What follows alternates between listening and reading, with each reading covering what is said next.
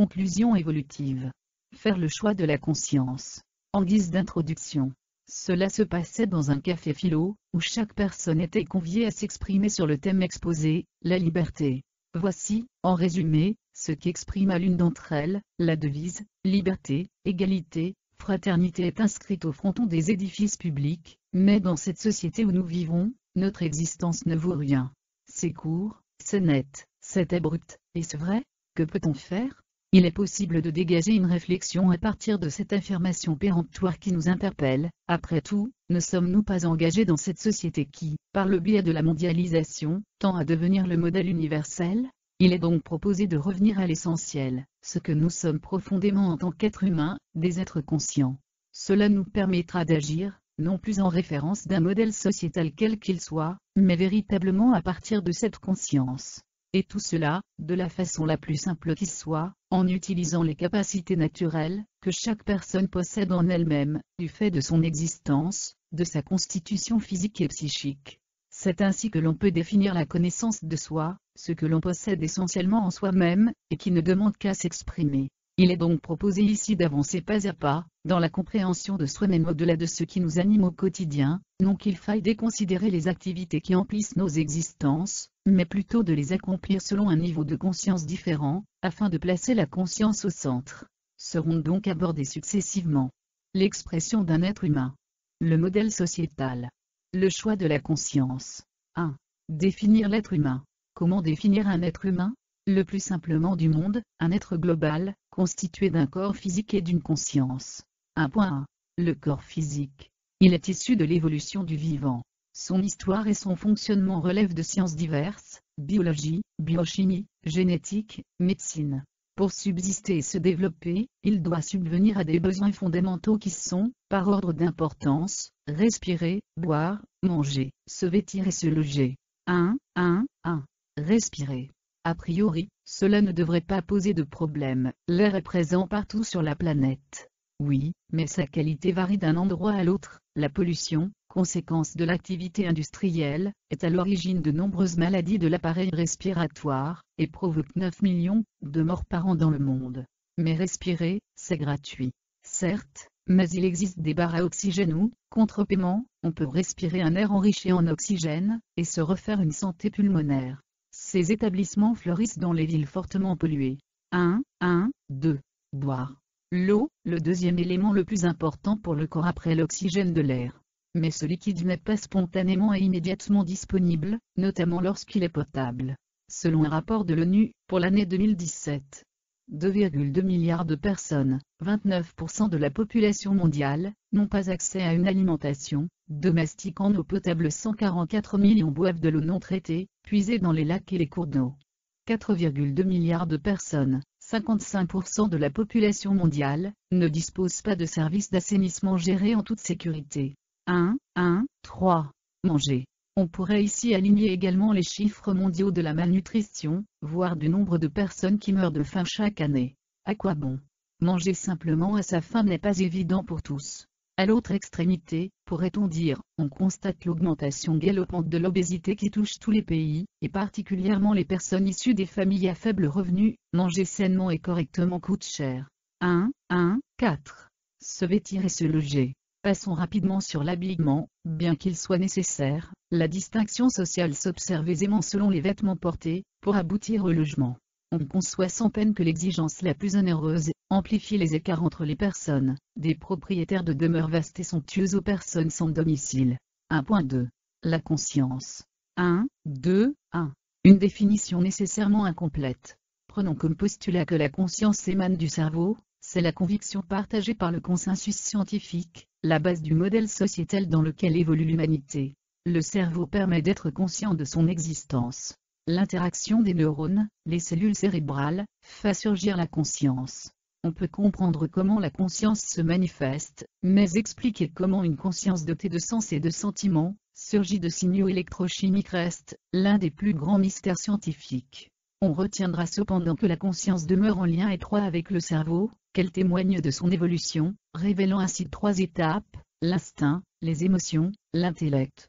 On délaissera la partie instinctive, car indépendante de la volonté, pour se concentrer sur l'activité de la conscience impliquée par les émotions et la pensée. Ainsi, un être humain se construit psychologiquement et intellectuellement tout au long de son existence, devenant la résultante des nourritures qu'il procure à sa conscience, comme des influences qu'il subit. 2. L'interaction du corps et de la conscience. Le corps, la matière, et la conscience, le psychisme, s'influencent mutuellement, affectant les états mentaux et physiques. On parle de psychosomatique, trouble physique provoqué par l'état psychique. Somatopsychique, action du corps sur le mental. Il est important de connaître la possibilité de ces influences réciproques, et d'agir sur l'une et l'autre de ces parties, afin d'atteindre et de maintenir un équilibre. 3. On vit dans sa conscience. 1. Un exemple pour comprendre. Par l'intermédiaire des perceptions sensorielles, on découvre le monde. Plus exactement, on en appréhende une partie qui nous apparaît, telle que notre cerveau la restitue à partir des informations transmises par les sens.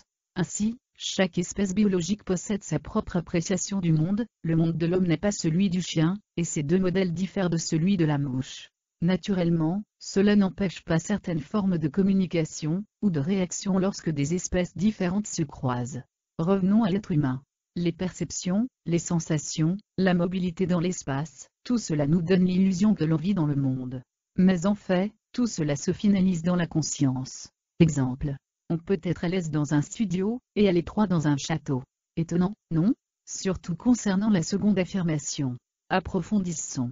Résidant dans un château classique de 1000 m², on est invité à séjourner pour une période de 15 jours dans un château de 2000 m², disposant de nombreux équipements de luxe et de loisirs, piscine intérieure chauffée, sauna, salle de spectacle.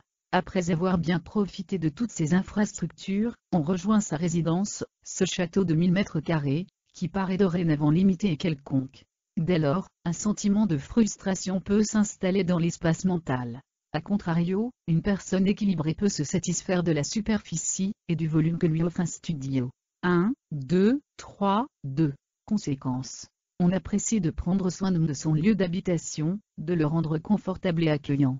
Aussi, dès lors que l'on vit dans sa conscience, il conviendrait, avant toute chose, de soigner son réceptacle, le mental. Cela sera exposé et détaillé ultérieurement. Mais cette conscience vit en relation avec d'autres consciences, en subit les influences, et tout doivent composer avec le modèle sociétal qui définit les règles, dicte les tendances. Il convient donc au préalable d'étudier ce modèle sociétal. 2. Le modèle sociétal. 2.1. L'origine. L'être humain est un animal grégaire. Les humains se rassemblent et adoptent des comportements similaires. De cet instinct découle un regroupement en des lieux, facilité par la sédentarité. C'est ainsi que depuis 12 000 ans, les pays, les villes et les lieux de résidence se sont multipliés. Ces différentes communautés nécessitèrent un ensemble de structures chargées d'organiser, de développer et de contrôler la vie sociale dans des secteurs aussi variés que l'économie, la politique, le travail, la culture, les loisirs. 2.2. L'évolution. L'apparition, puis la résolution de conflits mondiaux, le développement des échanges commerciaux, les politiques de santé, aboutirent à la création d'organisations internationales, ONU, OMC, OMS, permettant d'engager le dialogue entre les représentants des nations, et d'adopter des directives communes. Il s'ensuivit également un mouvement de concentration des sociétés élevé au rang d'entreprises multinationales. Tout cet ensemble se fonde en un projet unique, la mondialisation, génératrice d'uniformisation, dans nombre d'activités humaines, éducation, travail, culture, et n'épargnant pas la réflexion et les opinions, la pensée unique. 2.3. La philosophie du modèle sociétal. Proposer, et surtout imposer un tel modèle à l'humanité par le biais de la mondialisation, suppose une idéologie bien ancrée à la base. Cela permet d'expliquer ou de justifier les orientations défendues par les autorités administrant et déployant ce paradigme.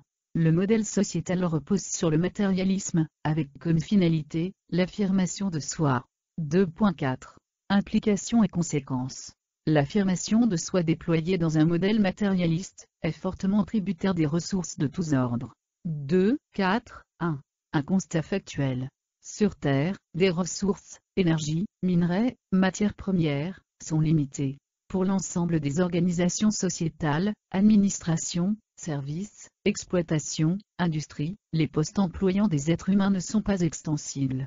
Répondre aux besoins fondamentaux de toute l'humanité s'oppose rapidement à l'expression de l'affirmation de soi. L'enrichissement et la sélection des uns ne peuvent se faire qu'au détriment des autres. Dans ce modèle, combien valez-vous est beaucoup plus signifiant que comment allez-vous.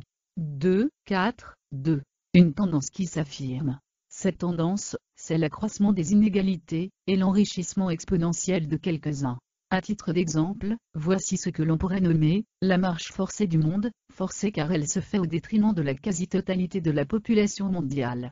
En 2010, 388 personnes détenaient un patrimoine équivalent à celui de la moitié de l'humanité la moins aisée, 3,48 milliards de personnes.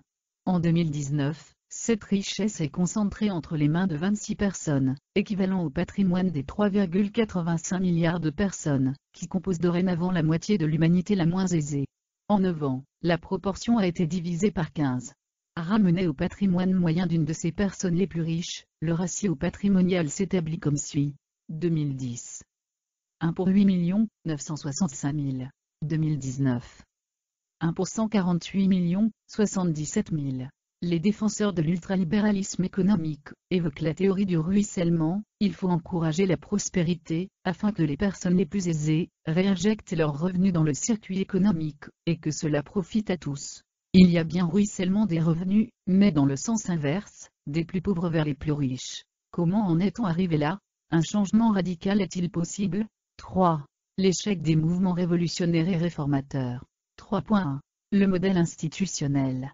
On voit bien que le modèle sociétal est à l'origine d'inégalités effarantes entre les personnes, uniquement lorsqu'il s'agit de satisfaire aux besoins fondamentaux du corps.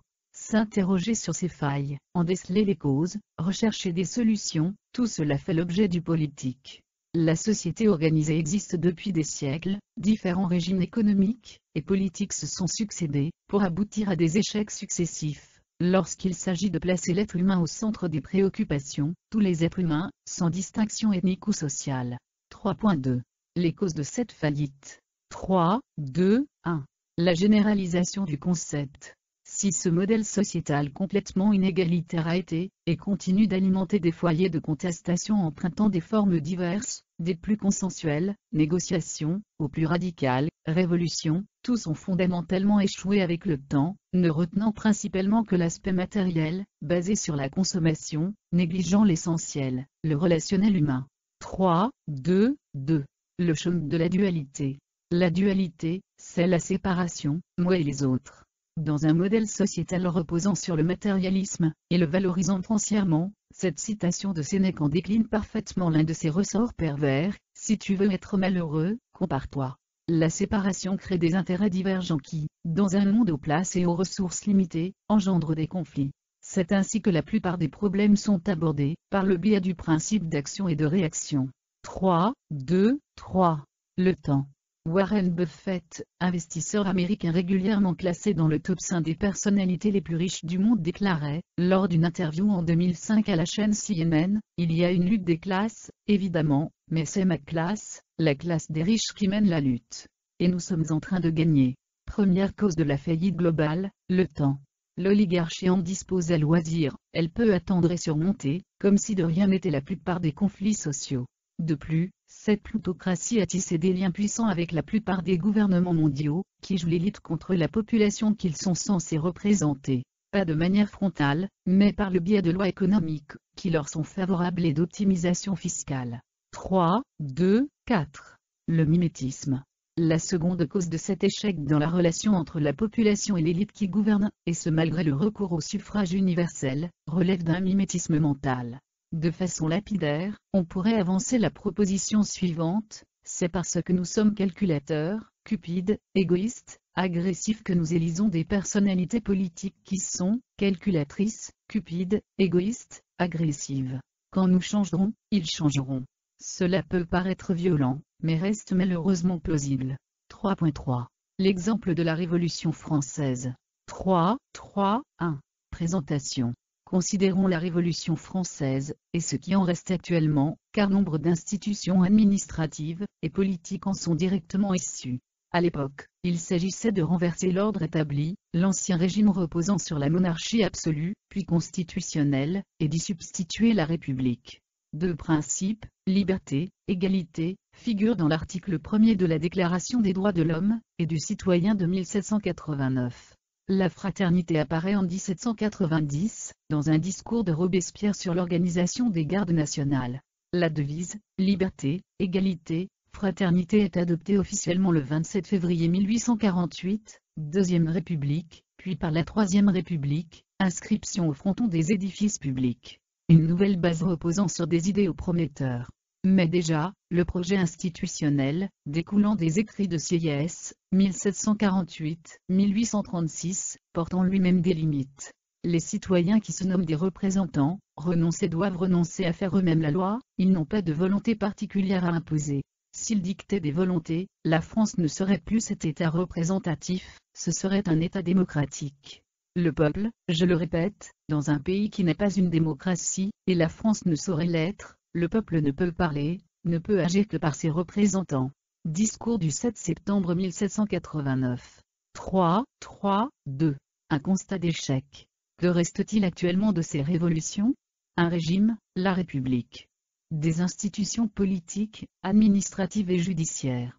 L'élection des représentants au suffrage universel. La devise, liberté, égalité, fraternité. Mais qu'en est-il réellement dans les faits? Comment cela se traduit-il, dans le quotidien des citoyens de cette République? En tant que telle, la République ne saurait être remise en cause, c'est un idéal politique et non plus un régime incarné par une personne. Les institutions a priori neutres, et légitimes car régies par la loi qui s'applique à tous de façon objective, subissent les attaques frontales des puissances économiques par le biais de lobbies organisés, voire accrédités officiellement par ces mêmes institutions, notamment politiques, Commission européenne. Le suffrage est toujours universel, mais, pour les élections essentielles, président, parlementaires, les candidats doivent obtenir l'investiture de partis politiques, ou bénéficier de soutiens économiques puissants. L'élection est une formalité transférant pour une période donnée, 5 ans en France, tous les pouvoirs à ses représentants, absence de référendum d'origine populaire.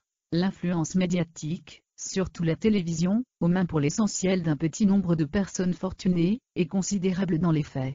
Liberté, égalité, fraternité, ces principes s'énoncent face à la loi, tous les citoyens y sont déclarés identiques, et bénéficient des mêmes droits.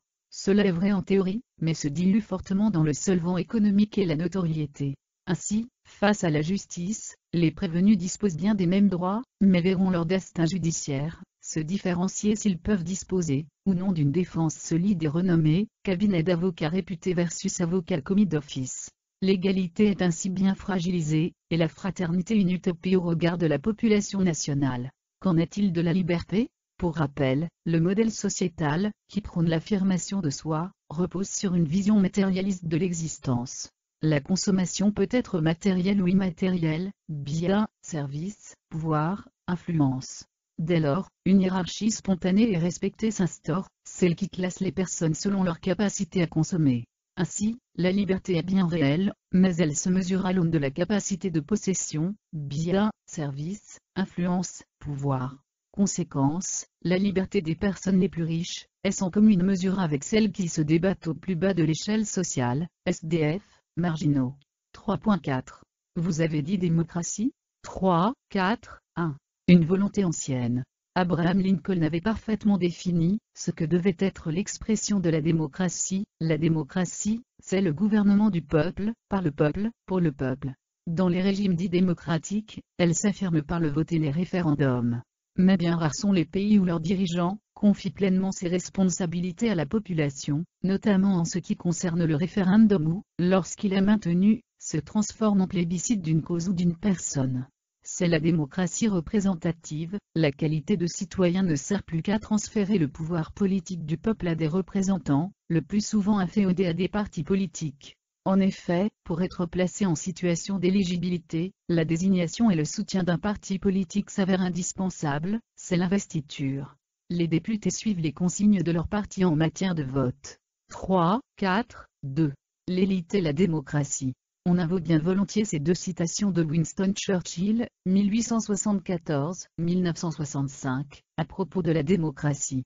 La démocratie est un mauvais système, mais elle est le moins mauvais de tous les systèmes. Le meilleur argument contre la démocratie est une conversation de 5 minutes avec l'électeur moyen. La seconde citation mérite que l'on s'y attarde pour deux raisons essentielles. D'abord parce qu'elle s'avère relativement bien partagée, et pas seulement dans les milieux élitistes. Les capacités de réflexion de l'électeur moyen semblent en effet bien limitées, notamment en matière de connaissances sur la vie de la cité. Le consensus sur un tel avis ne devrait pas retenir l'attention, car il reflète surtout le cynisme ou le dépit. La vérité est ailleurs, et ce sera l'objet de l'autre raison. L'apprentissage de la citoyenneté n'est pas inné, cela nécessite de nombreuses années d'intéressement et d'analyse. Mais surtout, l'exercice de cette citoyenneté doit pouvoir porter ses fruits et s'appliquer pleinement, notamment par des référendums d'initiative populaire. S'il est vrai que nombre de personnes ne détiennent pas les compétences suffisantes pour exprimer une opinion avisée sur les sujets sociétaux débattus par les instances politiques, il y a de multiples raisons à cela. Le cursus éducatif comporte peu ou pas d'instruction civique. Les personnes sont trop accaparées par leur vie professionnelle et sociale. Les mass-médias ne favorisent pas l'éveil de l'intelligence, loin s'en faut. La professionnalisation de la politique, et l'éloignement des citoyens par la démocratie représentative aux allures confiscatoires. 3. Le leurre du bulletin de vote. Voter est considéré comme l'acte fondateur de la démocratie. Effectivement, comment contester cet acte par lequel les citoyens, appelés à désigner leurs représentants, s'expriment librement dans l'isoloir par leur seule conscience? Alors que peut-on dire à propos de ce droit fondamental des libertés, acquis après de longues et ardentes luttes? Qu'il s'est dilué au fil du temps, perdant progressivement de sa substance à mesure de l'emprise médiatique sur les consciences. Déjà, Alexis de Tocqueville, 1805-1859, célèbre pour ses écrits sur la démocratie, affirmait « Je ne crains pas le suffrage universel, les gens voteront comme on leur dira ». C'est la conséquence d'un travail lent et opiniâtre mené par des cercles restreints, qui disposent de moyens médiatiques considérables capables d'influencer l'opinion. 2 siècles après, le pouvoir d'influence s'exerce essentiellement par le biais des médias. C'est ainsi qu'en France, 9 milliardaires, par les actifs qu'ils possèdent, totalisent 90% des quotidiens vendus, 55% de l'audience télévisuelle, et 40% de l'audience radiophonique. Sachant qu'il y a corrélation entre le temps de présence télévisuelle des candidats à la plus haute fonction politique, et le résultat électoral, il est facile de l'influencer. 4. Que faire ? Ces comportements déconcertent. Comment peut-on voter, le plus souvent avec régularité, pour une équipe qui applique une politique de régression sociale, favorisant la classe financière dominante? Une réponse, le niveau de conscience. Il y aurait donc un lien évident entre le modèle sociétal et l'expression du niveau de conscience globale de la population. En guise de réponse, Gandhi et Hitler furent tous deux plébiscités par la population. C'est là une piste intéressante à explorer. 5. Le choix de la conscience. 5.1. Un nouveau départ. Lorsque l'être humain est évoqué, pour le distinguer du règne animal qu'il inclut, on a recours à cette formule lapidaire, l'être humain est conscient d'être conscient. Il est donc possible d'envisager un travail personnel sur la conscience, de la comprendre pour mieux la connaître, et la connaître pour mieux se connaître. Ceci en liaison avec l'argumentaire déployé au chapitre 1, 2, 3. On vit dans sa conscience. Une prise de conscience en quelque sorte. Agissant ainsi, on réintègre la conscience à la place qui lui est dévolue naturellement, la première, plutôt que de l'inféoder au modèle sociétal, dont on connaît les ravages globaux sur le vivant, pas uniquement l'être humain, d'en faire un outil pour se frayer un passage dans ce dédale de choses-trappes, afin d'ancrer l'affirmation de soi. 5.2. A-t-on le libre choix ? Il s'agit donc de prendre un nouveau départ dans ce modèle sociétal qui fait office d'ornière, où la routine et les habitudes façonnent les existences. Face à cela, une nouvelle façon d'être peut émerger de la conscience. Pour cela, 2 conditions sont nécessaires, le libre arbitre et la volonté. A priori, cela semble aller de soi, le libre arbitre n'est-il pas une faculté naturelle de l'être humain, et la volonté, cela se forge et se maintient. On pourrait donc éluder aisément ces étapes. Mais ce serait méconnaître les efforts engagés par une fraction non négligeable des biologistes, neuroscientifiques et psychologues, pour réduire l'être humain à une machine bioélectrochimique, dénuée du libre arbitre, et réduit à n'être qu'un média pour l'évolution des gènes qui le constituent. Quels sont les arguments avancés par les tenants de l'être biomécanique ? 5, 2, 1. L'hégémonie de l'inconscient. C'est une évidence, dès le réveil et jusqu'au moment où l'on se rendort, nous agissons consciemment. Eh bien non. 90% des actes accomplis durant ce laps de temps sont menés de façon inconsciente. Cela ne signifie pas que nous agissons sans savoir ce que l'on fait, mais que les postures, les attitudes, les gestes sont gérés par l'inconscient. Une raison à cela, économiser l'énergie cérébrale nécessaire pour accomplir toutes ces actions. Au préalable, ces différentes opérations devront être répétées et mémorisées. De plus, le guidage inconscient en permet l'aisance et la fluidité. Un exemple, la conduite d'une voiture. Durant l'apprentissage, il faut faire attention à tout, et surtout se rappeler du fonctionnement des différentes commandes. Ainsi, lorsque l'on aborde un rond-point, il faut réduire l'allure du véhicule, changer de vitesse, observer la circulation des autres véhicules déjà engagés sur le rond-point, et décider de s'y engager, de changer de vitesse à nouveau et d'accélérer. Durant l'apprentissage de la conduite, cette succession de manœuvres, de gestes et d'observations visuelles, est difficile à enchaîner aisément. Combien de fois le véhicule aura calé, avant que l'on ne maîtrise l'ensemble? Mais avec le temps et l'expérience, tout cela se déroule avec aisance, presque sans y penser, et sans surveiller les gestes à exécuter. Une fois tout cela mémorisé, c'est l'inconscient qui est aux commandes. Ainsi, la plupart des actions sont automatiques et inconscientes. Cela permet notamment d'agir, même lorsque la perception consciente est dans l'incapacité de dicter l'action. Au baseball, on frappe la balle du lanceur alors que sa vitesse est trop élevée pour distinguer sa position dans l'espace. Par ailleurs, il est aisé de comparer la même action effectuée par deux personnes, dans les conditions suivantes. La première a subi un entraînement régulier, et maîtrise parfaitement les gestes. La seconde personne aborde l'activité pour la première fois. L'activité cérébrale des deux personnes montre. Le cerveau de la personne entraînée est presque au repos. Celui de la personne qui découvre la tâche est en pleine activité. L'expérience renouvelée régulièrement engendre de nouvelles compétences cérébrales, qui aboutissent à des automatismes. On effectue les tâches pratiquement sans y prêter attention. Le flow. C'est un état de conscience atteint par une personne, lorsqu'elle est complètement absorbée par son activité. Dans cet état particulier, les circuits neuronaux fonctionnent sans interférence avec la pensée, et son cortège de sensations, émotions, intellect, mémoire. C'est l'attention portée à des niveaux très élevés, sans effort. Ce mode de fonctionnement est notamment expérimenté par les pratiquants exercés de méditation, les musiciens professionnels, les sportifs de haut niveau. 5.2.2. La réalité du libre arbitre. Si 90% de nos actes sont guidés par l'inconscient, que reste-t-il au libre arbitre?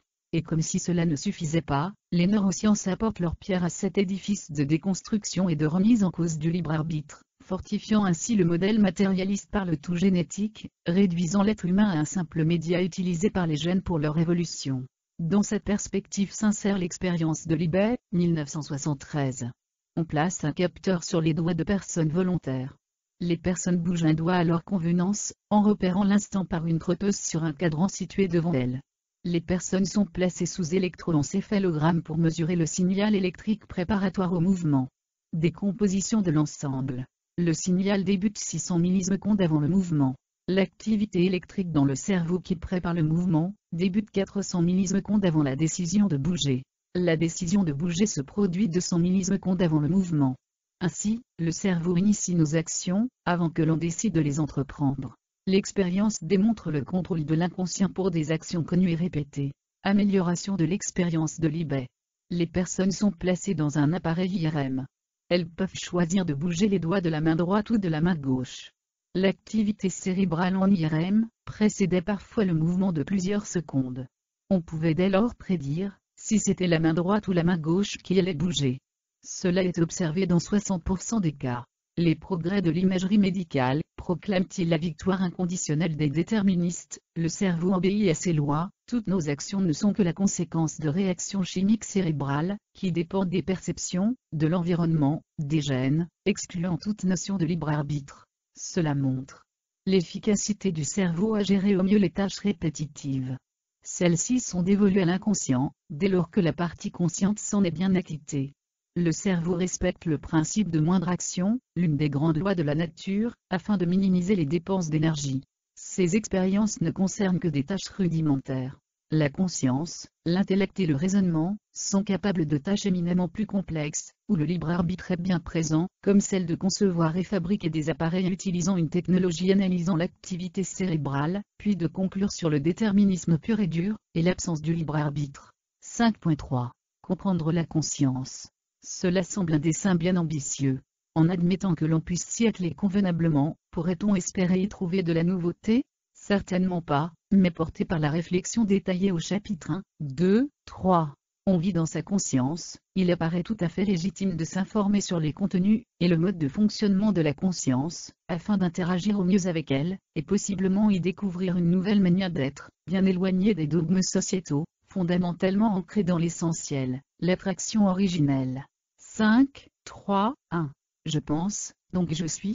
5, 3, 1, 1. Le contexte historique. Cette célèbre formule de René Descartes, 1596-1650, extrait du discours de la méthode, 1637, a fait couler beaucoup d'encre. Elle assoit le concept fondamental de perception de l'existence. C'est ainsi que Descartes modifia cette formule en 1641, lui préférant « je suis, j'existe » dans son ouvrage « Les méditations métaphysiques ». Il considère ainsi que la certitude d'exister est une évidence qui découle de la pensée, résistant ainsi au doute méthodique. L'être qui pense ne peut douter de son existence. C'est bien joli tout cela, mais quoi? 5, 3, 1, 2. Petite réflexion ironique. Dans cette perspective du cogito, la pensée devient la fondation de la personnalité, elle lui permet d'être. À cela il convient d'ajouter le GE, signifiant que nous en sommes le maître. Est-ce la réalité? Prenant cette affirmation au mot, on pourrait en déduire « je pense à un arbre, je suis un arbre ». Il serait limité de s'en tenir à cette boutade. Mais voyons plus avant. 5, 3, 1, 3. Rappelé par la réalité. Sommes-nous maîtres de nos pensées? Il est relativement facile de prendre le contre-pied de cette proposition. À partir de faits rapportés, ou pour l'avoir vécu, une telle situation n'est pas rare dans une existence. Une personne accomplit un acte particulier, provoquant les réactions suivantes. Les proches, qu'est-ce qui t'arrive? On ne te reconnaît plus. Soi-même, je ne sais pas, c'était plus fort que moi. À l'exception des arcs réflexes, exemple, retirer rapidement sa main que l'on avait posée malencontreusement sur une plaque chauffante, tous les actes et les paroles que l'on commet, émanent de pensées préalables, conscientes ou inconscientes. La situation décrite précédemment met à mal l'affirmation cartésienne. Pour confirmer l'indépendance de l'activité mentale, rien de tel que le mécanisme des pensées parasites. Elles s'invitent à tout moment, encombrant à loisir tout l'espace mental. Vouloir les empêcher par une action directe de la volonté, c'est provoquer leur déferlement. 5, 3, 2. Anatomie de la conscience. Après ce constat amer de l'échec cartésien, qui peut être vécu comme une faillite personnelle, l'incapacité à dompter ses propres pensées, il ne faudrait pas se décourager. D'abord comprendre, pour ensuite s'adapter. Il est donc proposé de scruter la conscience, de voir ce qu'elle recèle pour régler notre quotidien. Certains éléments avancés dans ce chapitre pourront provoquer des réactions oscillant entre l'étonnement et l'incompréhension. La difficulté, car elle est bien concrète, surgit lorsque l'on applique ces éléments au quotidien, car ils affectent radicalement la conscience que l'on a des êtres du monde. On va donc progresser pas à pas avec des exemples appropriés. 5, 3, 2, 1. La conscience qui perçoit.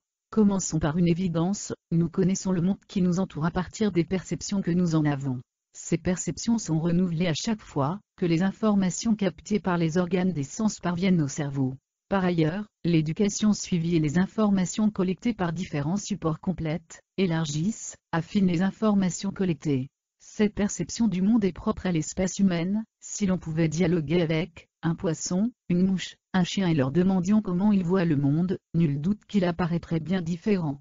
On peut donc avancer ce postulat, il y a au moins un monde pour chaque espèce vivante, au moins car la connaissance de ce monde dépend des perceptions, et de leur état de fonctionnement. Un changement de ces perceptions, déficience, développement, en altérerait la perception et donc le rendu. Il convient maintenant de nommer ces perceptions. Les sensations corporelles et psychiques. Les émotions. L'activité de l'intellect. Quelle en est leur origine? L'appareil sensoriel. L'influx nerveux. Les parties concernées du cerveau, la zone mammalienne, émotion, le cortex, l'intellect. 5, 3, 2, 2. Le mental. Qu'est-ce que le mental? Attention, cela va aller très vite, le réservoir de toutes les perceptions mentionnées précédemment plus la mémoire. 5, 3, 2, 3. L'ego. C'est le passage obligé de tous les êtres humains, il gère l'ensemble des informations permettant d'interagir avec tout ce qui n'est pas soi, et avec soi. Quelques explications. Pour synthétiser, l'ego, c'est la personnalité, la touche personnelle qui, à la fois, nous identifie et nous distingue en tant qu'être humain, parmi tous les autres êtres humains. L'ego se manifeste lorsqu'il est confronté avec tout ce qui nous est extérieur, tout ce qui n'est pas soi, qu'il s'agisse des représentants des trois règnes, minéral, végétal, animal. Pour rappel, le règne animal inclut les humains, des objets, des situations, l'univers. Il se montre également, lorsque l'on interagit avec soi-même, que l'on engage un dialogue intime avec nos pensées, ou que l'on y soit confronté, ce qui est soi. Toutes ces situations ont une base commune, elles reposent sur le principe d'action et de réaction. Chaque fois que l'ego est impliqué, c'est par l'interdépendance entre l'action et la réaction. Il vient en troisième position dans le champ de conscience, après la partie qu'il perçoit et le mental. On l'accable de tous les maux, le rendant responsable des comportements déviants. En fait, il n'en est rien. Il a même un rôle crucial, celui qui va décider de l'impact des perceptions logées dans le mental. 5, 3, 2, 4. L'œil du cyclone. L'œil du cyclone est cette partie caractéristique non affectée par ce phénomène météorologique dont elle émane. Ainsi, l'œil du cyclone représente une zone de 40 à 60 km située en son cœur, caractérisée par un ciel dépourvu de nuages, une température clémente et l'absence de pluie. Au-delà de cette zone, et pour toute l'étendue du cyclone, ce n'est qu'assaut de bourrasques venteuses et de pluies diluviennes. Quelle relation avec la conscience? Et surtout avec la thématique détaillée présentement? L'œil du cyclone, c'est la conscience qui perçoit. Au-delà de cette zone de tranquillité et d'équanimité, on aborde le rivage des turbulences, fruit de l'association des contenus du mental et de l'ego. 5.4. Vivre consciemment. 5, 4, 1. Réexaminer la perception des événements. Le chapitre 5, 3, 2. Consacré à l'anatomie de la conscience, distingue trois parties, celle qui perçoit, le mental et l'ego. Ces trois structures participent pleinement à la perception des événements. Un événement peut se rapporter à une impression, une sensation, un sentiment occasionné par tout ce qui est susceptible d'interagir avec la conscience. Cela peut donc concerner les sensations corporelles ou psychiques, les impressions émanant du monde extérieur, l'introspection, les pensées parasites, tout type de relations sociales. C'est très vaste, mais la conscience l'est tout autant. Soit donc un événement, quel qu'il soit, que l'on nommera par la lettre A tant qu'à faire, commençons par la première. Elle est perçue par la conscience. Il fait dorénavant partie intégrante du mental, dans la catégorie qui lui correspond. Puis il est versé dans le grand réservoir de la mémoire, qu'elle soit consciente ou inconsciente. C'est son traitement par l'ego qui apportera la touche finale, celle qui provoquera une réaction éventuelle de la personne, locataire de sa conscience. 5, 4, 2. Quelques exemples. Il est temps de proposer des exemples concrets, puisés dans l'expérience quotidienne, car ce partage de la conscience sans zone particulière, même explicité, ne reste qu'un jeu de l'intellect, et l'on peut se demander avec raison, comment l'intégrer dans la vie de tous les jours. Et surtout, quelle utilité? Parmi les perceptions évoquées, on retiendra les sensations corporelles, les impressions psychiques, les émotions. 5, 4, 2, 1. Les sensations corporelles. Le corps possède sa propre intelligence, fruit de millions d'années d'évolution. Il gère ainsi une myriade d'opérations qui, pour la plupart, se déroulent sans intervention consciente, et sans perception particulière. Mais de temps à autre, il envoie des signaux, pour indiquer un problème, une agression externe pouvant mettre en péril l'intégrité physique. Cette sensation est bien définie, on lui a donné un nom, la douleur. Selon sa localisation, son intensité et sa durabilité, plusieurs attitudes sont possibles, mais la douleur signifie qu'il faut agir, provoquer une intervention consciente. S'ensuit la gestion de la douleur. Consulter un médecin pour en connaître la cause, s'informer sur sa persistance dans la durée. Prendre un analgésique, faire un travail sur soi et en supporter les élancements. L'intervention de l'ego. On quitte ici le domaine de la douleur, qui intéresse le corps, pour aborder celui de la souffrance, qui concerne le mental. L'ego va donc puiser dans le mental, toutes les ressources disponibles, afin de disserter sur le sujet, moi et la douleur, pourquoi cela m'arrive-t-il à moi? Je fais pourtant attention. Et un tel, il fait bien moins attention à sa santé que moi, et il n'a rien. La conscience qu'il perçoit. Pour elle, la douleur est une information comme une autre, ni plus ni moins. Mais l'on s'en doute, cela suscite un questionnement. Peut-on se maintenir à ce niveau? Comment procéder? Qu'est-ce que cela nous apporte? Ce questionnement bien légitime, sera détaillé avec des réponses appropriées au chapitre 5, 4, 3, après l'examen complet des différentes perceptions. 5, 4, 2, 2. Les émotions. C'est la clé de voûte du changement de niveau de conscience. Bien comprises, c'est-à-dire convenablement transmutées, elles ouvrent une voie royale pour s'installer et agir à partir de la conscience qui perçoit. Il convient donc de les étudier avec minutie. A. Apparition des émotions. Il y a 65 millions d'années, après la disparition des dinosaures, les mammifères qui cohabitaient avec l'espèce dominante, mais à l'abri dans les galeries souterraines de leurs terriers, purent s'établir à la surface du globe. Disposant de ressources et d'espaces nouveaux, ils vécurent une évolution de leur cerveau, l'éclosion de la partie limbique, renommée mammalienne, le cerveau spécifique à tous les mammifères. Cette mutation s'accompagna de deux aptitudes essentielles, le lien affectif entre la femelle et sa progéniture, la capacité d'apprendre de ses erreurs. Avec ce lien affectif, les émotions faisaient leur apparition dans la grande chaîne évolutive du vivant. B. Émotions et intellect. En tant que mammifère, l'être humain est doté du cerveau mammalien, et donc de la capacité à vivre des émotions. D'apparition beaucoup plus récente dans l'évolution de son cerveau, le cortex et le néocortex participeront au développement de l'intelligence. L'évolution des sociétés a développé et amplifié les formes de divertissement offertes aux êtres humains. Cela s'est corrélé avec l'accroissement des désirs, donc des émotions. L'intellect s'est associé aux émotions pour en diversifier les expressions. Puis le modèle sociétal s'est focalisé sur la consommation, usant de tous les outils du marketing pour inciter les personnes à se livrer sans retenue au consumérisme. Pour ce faire, la publicité use et abuse de références émotionnelles. C'est un fait avéré que l'on ne peut faire appel à la raison pour tenter de convaincre une foule. On peut d'ailleurs qualifier une foule comme une entité dont l'émotionnel est partout et l'intelligence nulle part. Ainsi, lorsqu'un conflit s'instaure entre l'émotionnel et l'intellect, le dénouement survient bien souvent au détriment de ce dernier. Plus encore, d'allié, l'intellect se plie au service des émotions. C'est ainsi que le recours au langage émotionnel envahit progressivement de nombreux espaces, lorsqu'il s'agit de convaincre un grand nombre de personnes, notamment dans la sphère politique. C. La perception émotionnelle. Elle investit le corps, aussi bien que le psychisme. Un exemple, le sentiment amoureux.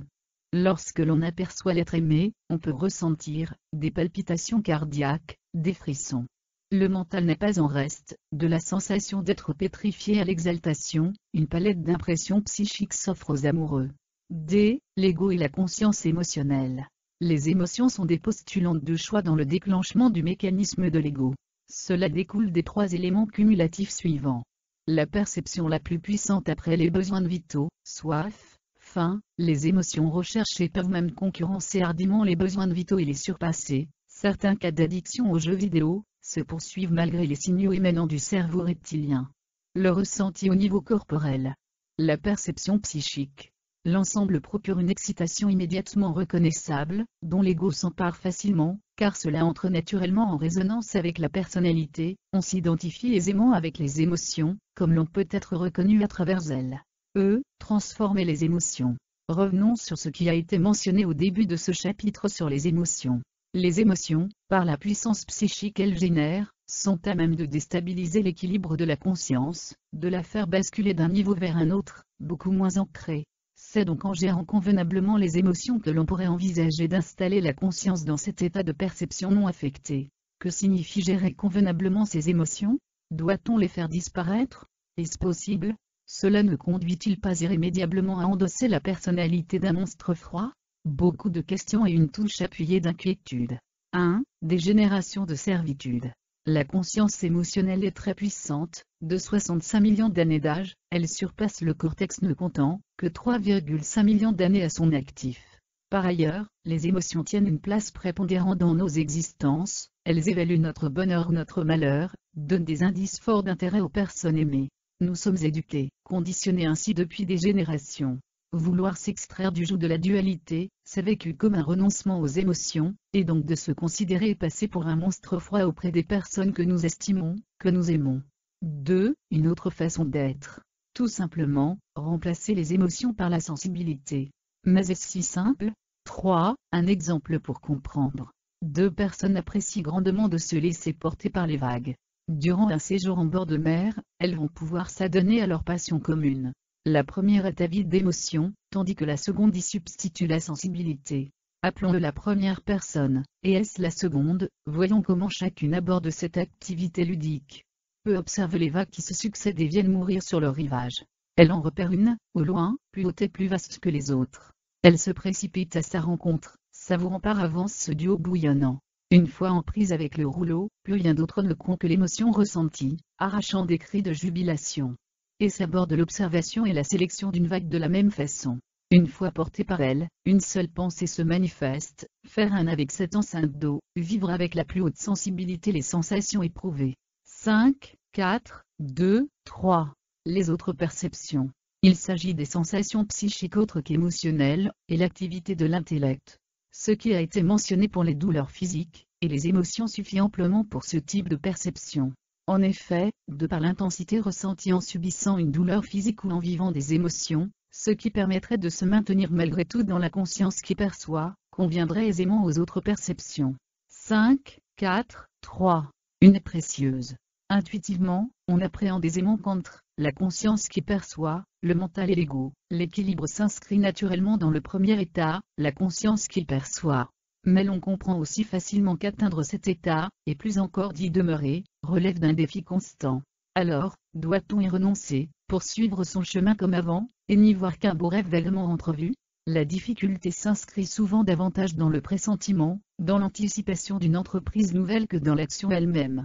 Il n'est pas question ici de contourner l'obstacle, ou d'en affaiblir les difficultés, mais d'en proposer une approche rationnelle par l'analyse objective de résistance rencontrée, et l'explication claire des moyens pour y faire face. 5, 4, 3, 1. Les difficultés rencontrées. Elles émènent tout d'abord du mental et de l'ego, et tendent à rompre l'équilibre, lorsque l'individu souhaite se maintenir et agir à partir de la conscience qui perçoit. En effet, il ne peut empêcher toutes les perceptions du mental, sensations corporelles et psychiques, émotions, activités de l'intellect, ainsi que la mémoire. L'expression de l'ego qui s'empare avec aisance de toutes ces informations. Il faut s'y résigner, les mots ont un sens, s'y adapter serait plus conforme à la démarche que l'on souhaite entreprendre, parce que révélant une neutralité bienveillante. Donc, on s'adapte au fonctionnement organique du cerveau, tant que celui-ci agit, il alimente le mental et son contenu, maintient l'ego dans son rôle. Mais il ne faudrait pas négliger les contraintes externes, du simple fait que la conscience est plongée dans un milieu pour le moins hostile, et souvent incompatible, le modèle sociétal. Et parmi les ramifications qui organisent ce modèle, la première d'entre elles, la famille, peut s'opposer frontalement lorsqu'elle décèle que l'un de ses membres choisit la liberté de conscience à la servitude sociale. 5, 4, 3, 2. Le recours à l'attention. L'attention est une capacité de la conscience. Inscrite en elle, elle en modifie l'expression et le niveau lorsqu'on l'exerce. Par ses effets, elle transfère spontanément dans l'état de la conscience qui perçoit. Que demander de plus? Principalement deux choses, comment être attentif, et surtout, de bien distinguer l'attention de la concentration. A. Une mise au point nécessaire.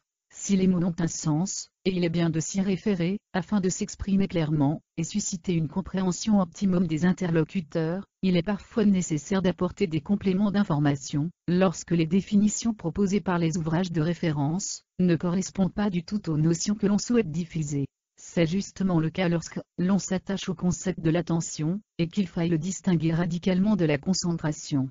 En effet, voyons d'abord les définitions proposées par des ouvrages de référence pour ces deux termes.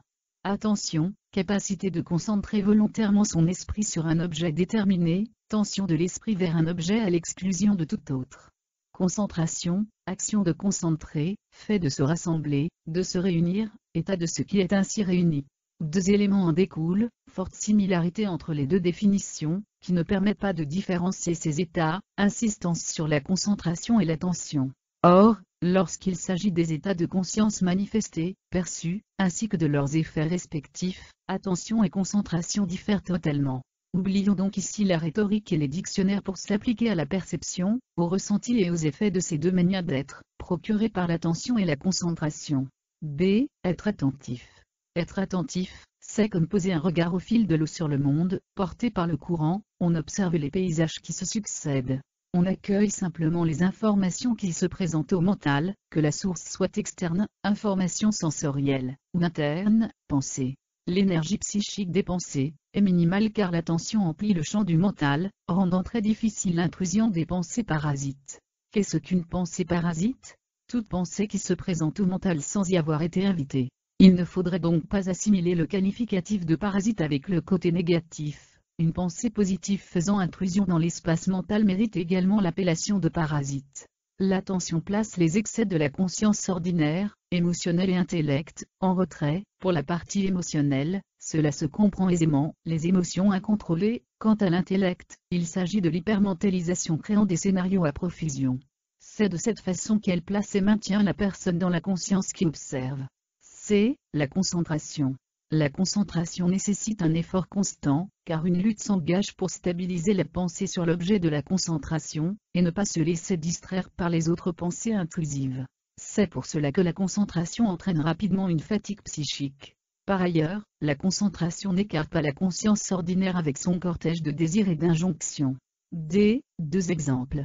Ces deux exemples vont permettre de distinguer les postures attentives et concentrées dans des situations faisant intervenir principalement les émotions, cas numéro 1, degré et la réflexion, cas numéro 2.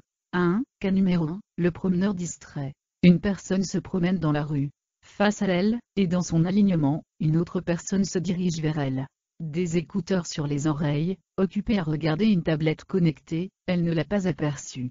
Pour éviter que les deux personnes ne se heurtent frontalement, au moins l'une d'entre elles devra dévier sa trajectoire. La personne qui se promène est concentrée. Elle a bien compris, observé et intégré la situation. Elle va modifier sa trajectoire pour ne pas heurter son vis-à-vis. Mais elle ne manquera pas d'adresser des reproches, en pensée ou en parole, à la personne distraite si son caractère l'incline à un tel comportement. La personne qui se promène est attentive. Elle a bien compris, observé et intégré la situation. Elle va modifier sa trajectoire pour ne pas heurter son vis-à-vis. Sa conduite, dictée par les effets de l'attention sur le mental est naturelle, l'incitant à s'adapter spontanément aux situations rencontrées, sans l'expression d'un jugement quelconque. Cas numéro 2, le sniper. Un tireur isolé est positionné dans une zone de conflit armé. Bien installé pour s'assurer un certain confort dans l'attente, à l'abri des regards, il attend patiemment que des cibles humaines se présentent dans son objectif. Il sait ce qu'il doit faire, abattre sans état d'âme l'ennemi qui lui a été désigné par le commandement dont il dépend. Il est bien concentré sur son but, mais n'est pas attentif. Qu'est-ce qui indique ce défaut d'attention?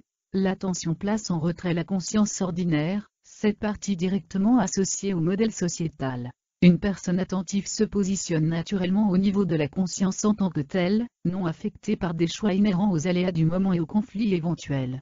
Il y a la conscience, et les expériences de conscience. La première unit tous les êtres en tant que conscience, les secondes les séparent et les opposent, éventuellement jusqu'à la scission suprême, le meurtre. Question-réponse. Certains effets de l'attention peuvent laisser perplexe, et pouvoir la distinguer pratiquement de la concentration semble relever d'une prouesse. Examinons cela pas à pas. 1. Ne pas distinguer les pensées parasites positives ou négatives.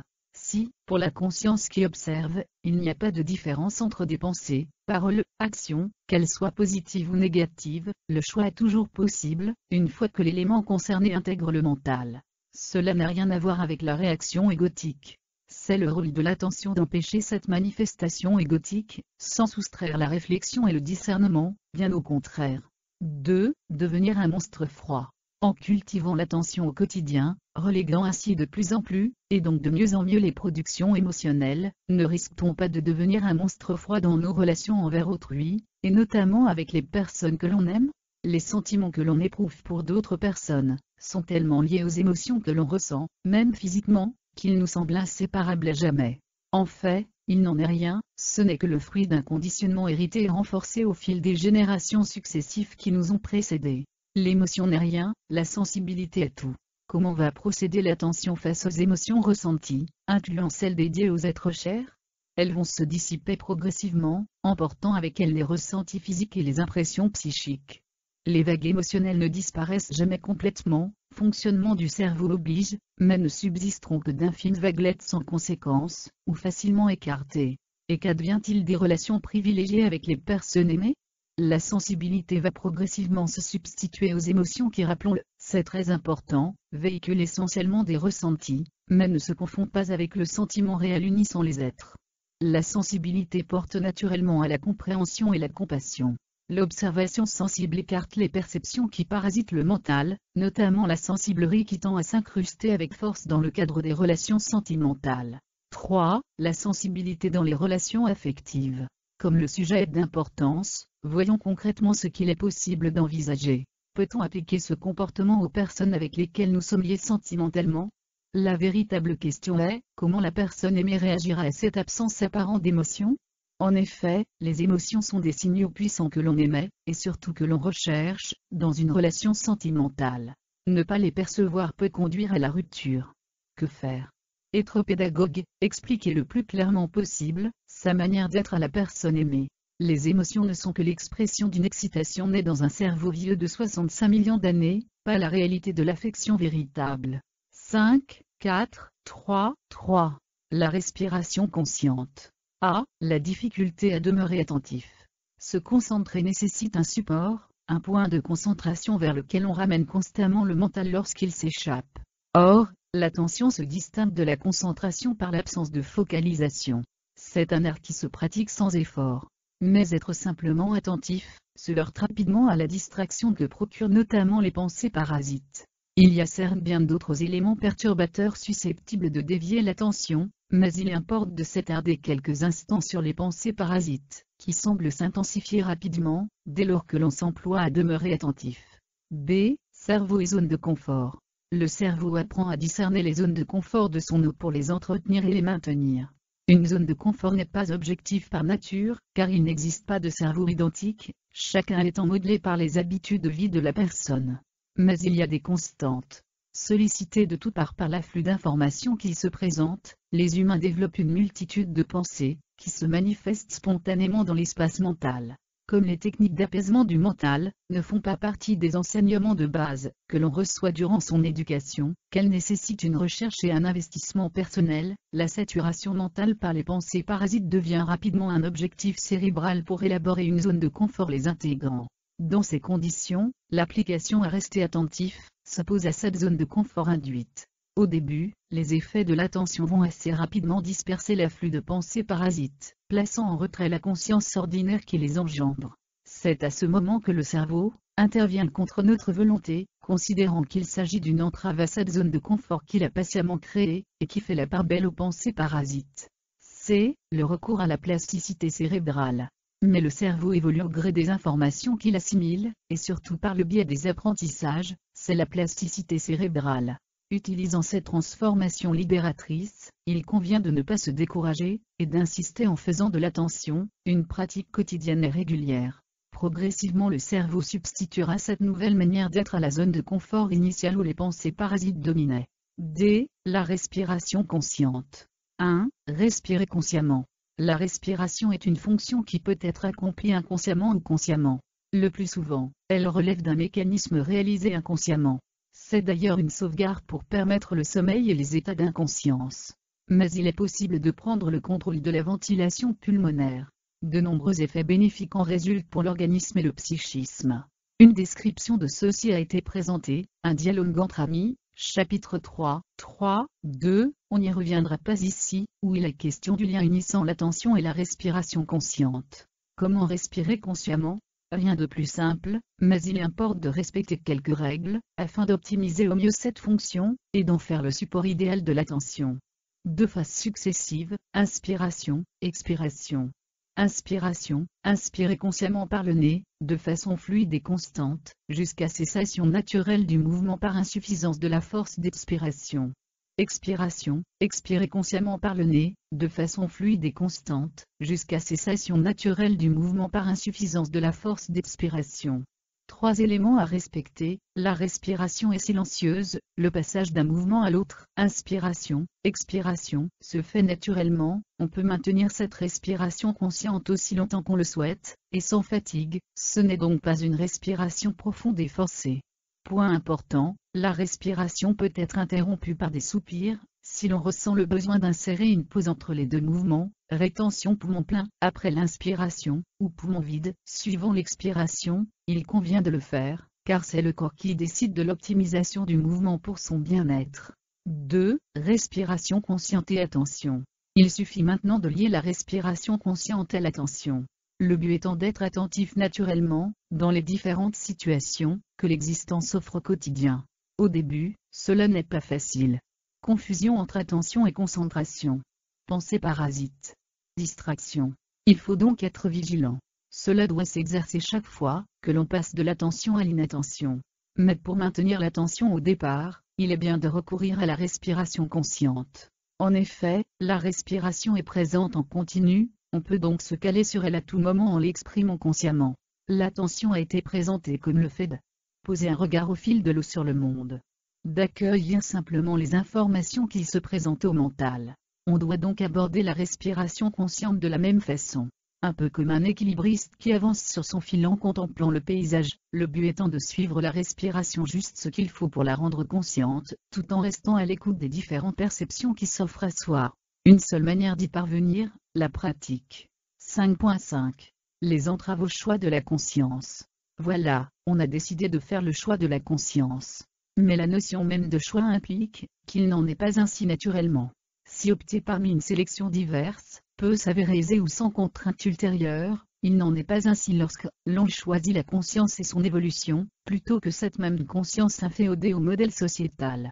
De plus, il faut compter avec les résistances internes liées au conditionnement socio-culturel, transmis de génération en génération. 5.1. La résistance externe, le modèle sociétal.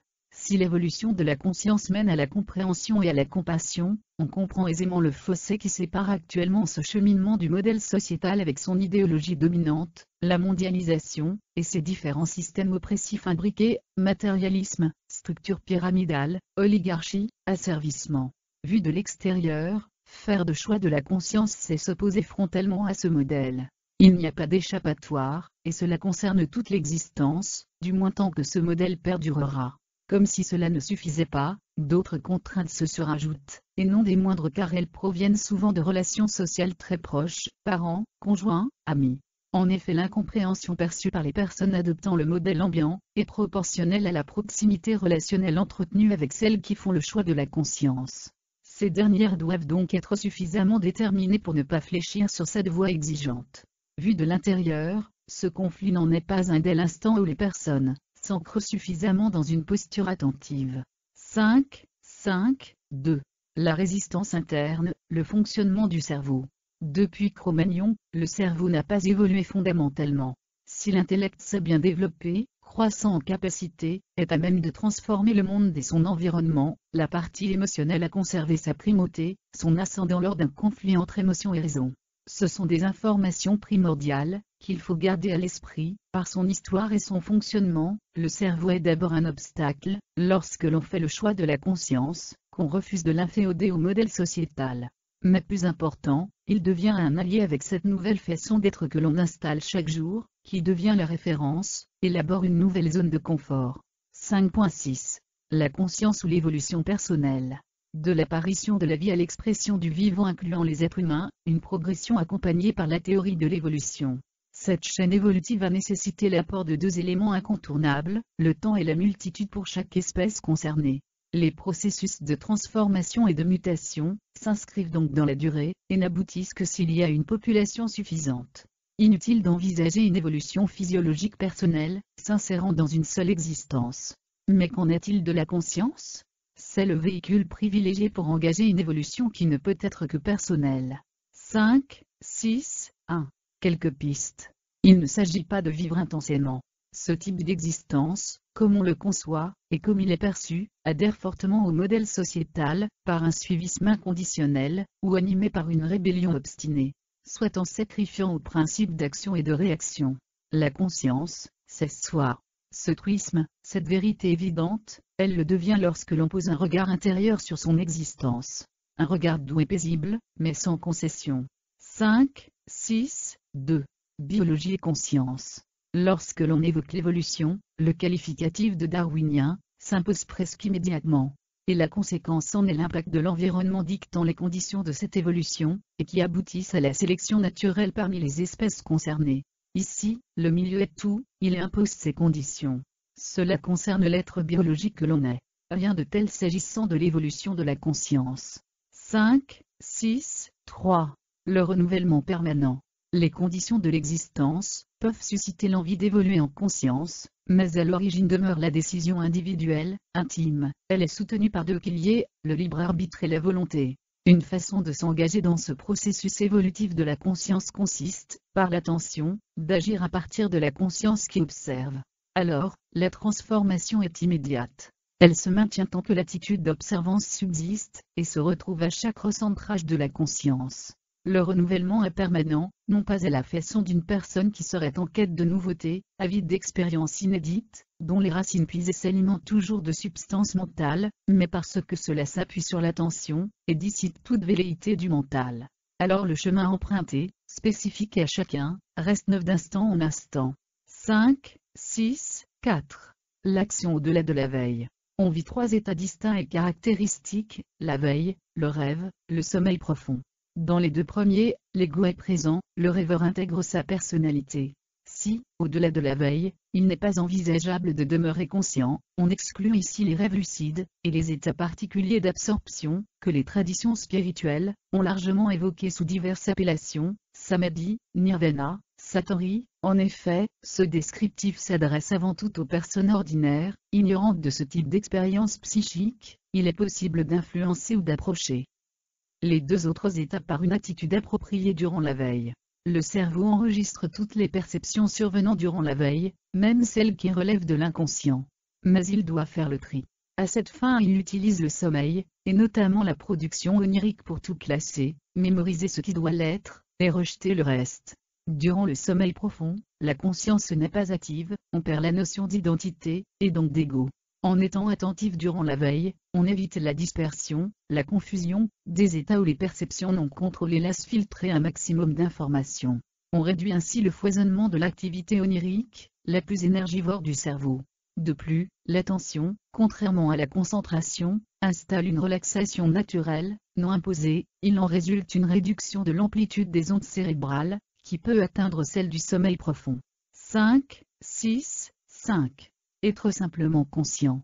Abordant la conscience et son évolution, il est tentant d'envisager et d'intégrer des notions de spiritualité, qui régissent son destin au-delà de l'existence.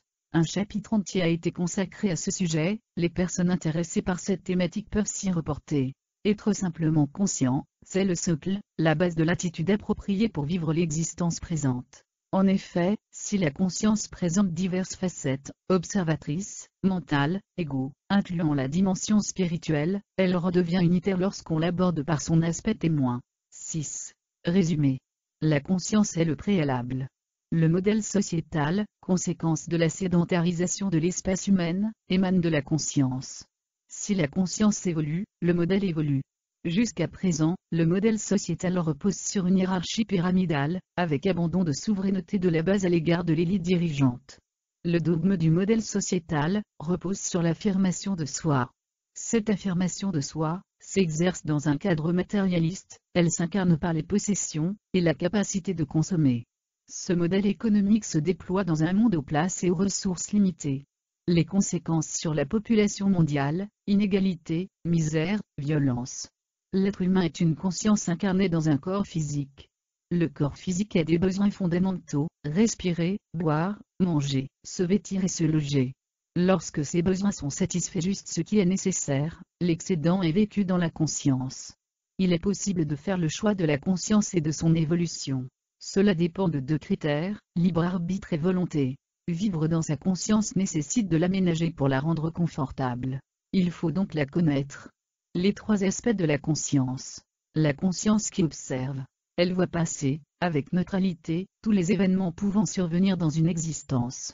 Elle est telle un écran de cinéma sur lequel on projette différentes catégories de films, comédie, drame, fantastique. Celui-ci n'est pas affecté par la nature de la vidéo. Le mental. Il contient toutes les sensations, les impressions et les expériences vécues de l'existence, qu'elles soient physiques ou psychiques. C'est donc la mémoire de l'existence. L'ego. C'est l'expression de la personnalité. Il saisit les contenus du mental pour s'identifier à eux, qu'ils soient externes, tous les événements relationnels, ou internes, interaction avec les pensées. Il occupe un rôle crucial, décidant de l'impact des perceptions logées dans le mental. Agir à partir de la conscience qui observe. Explosible. Voyons deux exemples. Une douleur se manifeste. Cette information se présente à la conscience qui observe. Puis l'événement est capté par le mental, le ressenti, la réponse du réseau nerveux, est bien réelle, impossible d'y échapper, une décision est prise, tenter de calmer cette douleur par différents moyens, consulter un médecin. Enfin, l'ego s'en empare, pourquoi cela m'arrive-t-il? Qu'ai-je bien pu faire pour mériter cela? Nous sommes des êtres sensibles, le corps est autonome et dispose de différents signaux pour manifester un problème, la douleur en est un très puissant. Donc, inutile d'envisager la suppression de ce symptôme. Mais la saisie par l'ego de cette manifestation corporelle n'apporte aucune information supplémentaire susceptible de résoudre le problème qui se pose, elle ne fait que l'amplifier en ajoutant une dimension psychique. Se maintenir au niveau de la conscience qui observe permet de conserver les idées claires, et d'agir au mieux pour solutionner l'incident, de réduire les tensions musculaires par le calme induit, et peut-être diminuer ainsi l'intensité de la douleur, d'empêcher la manifestation égotique, et son cortège de complications psychiques. Faire face à une émotion vive. Cette information se présente à la conscience qui observe. Puis l'événement est capté par le mental, qu'elle soit positive ou négative, l'émotion perçue affecte le corps et le mental. Par cette double implication, corps, mental, l'ego s'identifie rapidement au ressenti émotionnel, facilitant grandement l'enregistrement, le maintien et le rappel mémoriel. Un travail personnel peut là aussi être engagé pour demeurer dans la conscience qui observe. L'attention, une façon naturelle d'agir à partir de la conscience qui observe. Distinguer l'attention de la concentration. Être attentif, c'est accueillir simplement, sans jugement, toutes les informations qui se présentent au mental, que la source soit externe, perception, sensation, ou interne, pensée. Il n'y a pas d'effort particulier pour maintenir l'attention. Être concentré, cela suppose une sélection préalable, et donc de stabiliser la pensée sur l'objet de la concentration. Il y a donc une tension permanente pour conserver la concentration. Les effets de l'attention. La conscience ordinaire, on définit ainsi la partie de la conscience qui gère les émotions et l'intellect. L'attention place les excès de la conscience ordinaire en retrait, les émotions incontrôlées et l'hypermentalisation, création des scénarios à profusion. L'attention maintient ainsi la personne dans une posture observatrice. La respiration consciente, une aide pour être attentif. Respirer consciemment. La respiration est une fonction qui s'exerce inconsciemment, le plus souvent, ou consciemment. Méthodologie. Inspiration, inspirer consciemment par le nez, de façon fluide et constante, jusqu'à cessation naturelle du mouvement par insuffisance de la force d'expiration. Expiration, expirer consciemment par le nez, de façon fluide et constante, jusqu'à cessation naturelle du mouvement par insuffisance de la force d'expiration. 3 éléments à respecter, la respiration est silencieuse, le passage d'un mouvement à l'autre, inspiration, expiration, se fait naturellement, on peut maintenir cette respiration consciente aussi longtemps qu'on le souhaite, et sans fatigue, ce n'est donc pas une respiration profonde et forcée. Point important, la respiration peut être interrompue par des soupirs, si l'on ressent le besoin d'insérer une pause entre les deux mouvements, rétention poumon plein, après l'inspiration, ou poumon vide, suivant l'expiration, il convient de le faire, car c'est le corps qui décide de l'optimisation du mouvement pour son bien-être. Respiration consciente et attention. L'idéal, être vigilant. Cela doit s'exercer chaque fois que l'on passe de l'attention à l'inattention, afin de retrouver cet état initial. Mais cela est difficile au début, pensée parasite, distraction, confusion entre attention et concentration. La respiration est présente en continu, on peut ainsi se caler sur elle. On peut aborder la respiration consciente comme l'attention, la suivre juste ce qu'il faut pour la rendre consciente, tout en restant à l'écoute des différentes perceptions qui s'offrent à soi. Les obstacles au choix de la conscience. Faire le choix de la conscience, c'est revenir au fondamental de l'être, mais de nombreux obstacles surgissent lorsqu'on entreprend cette quête. Le modèle sociétal repose sur l'affirmation de soi, et génère donc une forme d'opposition. C'est à l'encontre du choix de la conscience, recourant à la connaissance de soi, et fondé sur l'unicité de cette conscience. Les proches, la famille et les amis, ils sont comme des cellules composant le corps social élaboré par le modèle sociétal. Conditionnés par ce modèle, ils acceptent mal l'itinéraire emprunté par l'un des leurs, cheminant sur la voie de la conscience. Soi-même, l'on devient souvent son propre opposant à ce changement radical. Influence des proches, de l'environnement social. Le fonctionnement du cerveau, façonné, modelé par le modèle sociétal dans lequel les personnes sont incluses, et qui s'oppose frontalement au choix de la conscience, il déploie des stratagèmes de résistance. Le syndrome du monstre froid. Les émotions constituent un obstacle majeur au choix de la conscience, notamment lorsque l'on souhaite se maintenir dans la posture d'observance.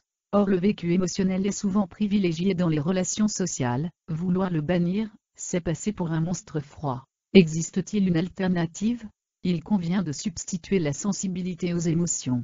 La véritable sensibilité, et non pas la sensiblerie, conjure tous les affects drainés par la charge émotionnelle, portant l'attention au plus haut degré, elle déploie naturellement un état abouti de compréhension du vécu dénué de jugement. Les soutiens. Faire le choix de la conscience reste un choix personnel. Cette alternative produira une transformation profonde du psychisme. Le changement induit est la réponse aux obstacles cultivés et nourris par le modèle sociétal. Ce n'est pas un état de satisfaction ou d'exaltation, mais une qualité d'être où il n'y a rien à retirer et rien à rajouter. L'évolution personnelle. Comme toutes les espèces, l'être humain évolue. Les fondements de ce processus sont décrits dans la théorie de l'évolution darwinienne. Cette transformation s'accomplit par l'action conjointe de l'environnement, d'une population et du temps. On ne saurait concevoir une transformation physiologique évolutive inscrite dans une seule existence. Il en est tout autrement pour la conscience, ce véhicule privilégié dont l'évolution ne peut être que personnelle. Libre arbitre, volonté, faire le choix de la conscience, attention pour agir à partir du centre qui observe, tout cela prédispose à emprunter la voie évolutive de la conscience. On peut dès lors appliquer naturellement cette ligne directrice, comprendre, accepter, s'adapter, ne pas juger, et garder à l'esprit cet axiome: il n'existe aucune force dans l'univers qui peut faire que ce qui fut ne l'a jamais été, mais je peux changer à tout moment.